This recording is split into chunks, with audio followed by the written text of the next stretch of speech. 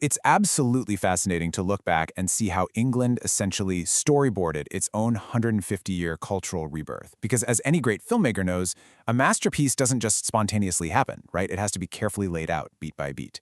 From the very rough sketches of the initial conflicts, all the way to the glorious climax of the final act. In this explainer, we're going to trace that exact process through the English Renaissance, moving from the dramatic political shifts of the Tudor era straight to the absolute creative peak of the Elizabethan Golden Age. Let's dive in. Here's our storyboard layout for today. Setting the Renaissance stage, Reformation and royal drama, the Elizabethan Golden Age, masters of the word, architecture and visual arts, and finally, the Jacobean shift. First up, Section 1, Setting the Renaissance Stage.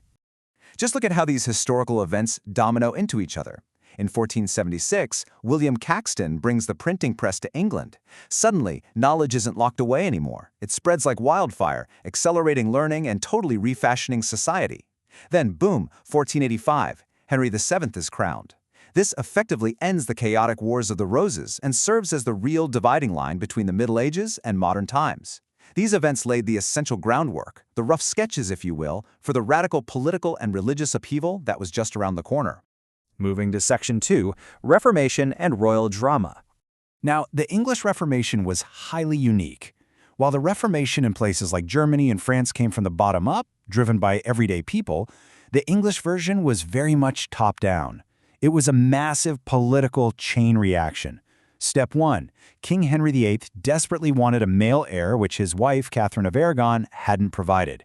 Step 2. The Pope, heavily influenced by Catherine's very powerful relative, Charles V, refused to annul the marriage, so Henry just took matters into his own hands. Step 3. In 1534, he had Parliament pass the Act of Supremacy, making him the supreme head of the Church of England and severing all ties with Rome. And Step 4, to solidify this brand new national church, an English vernacular Bible was placed in every single church across the land. But, as you can probably guess, the transition wasn't exactly smooth. There's this dramatic tug-of-war during these consecutive reigns. First, we have Mary I, who briefly and fiercely restored Catholicism during her rule.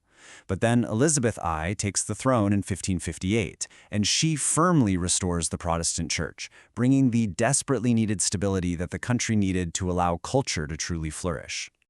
Which brings us to the climax, Section 3. The Elizabethan Golden Age.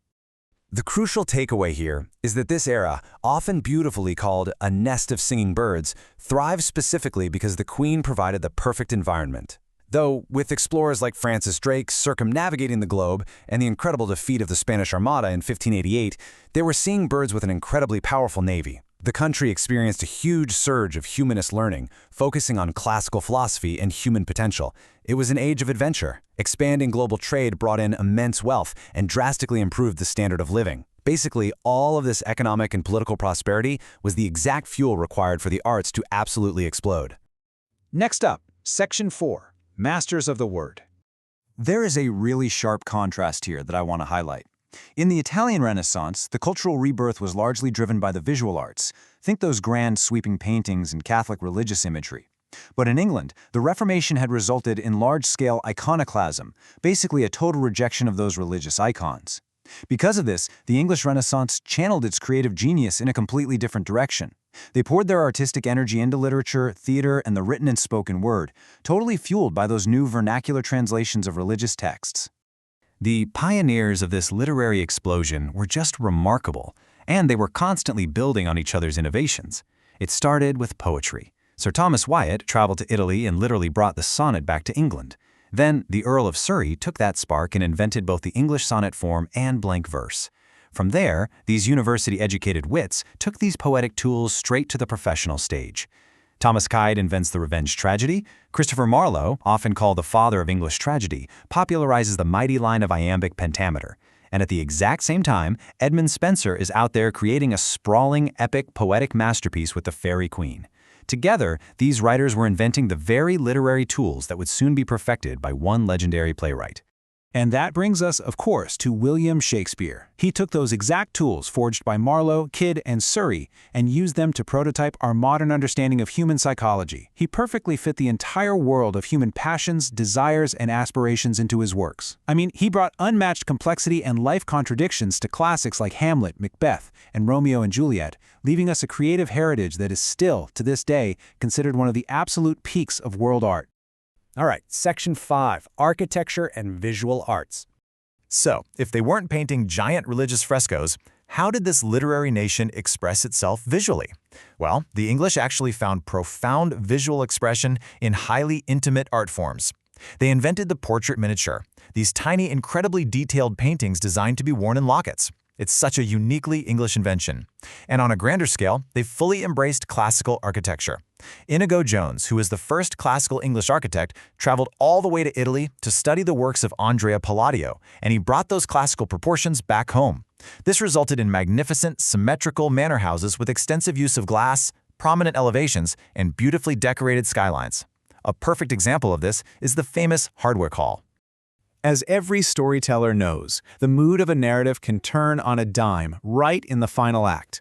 All of this unprecedented growth and optimism brings us to a pivotal moment, the death of Queen Elizabeth in 1603. So, what happens when the Golden Age suddenly loses its queen?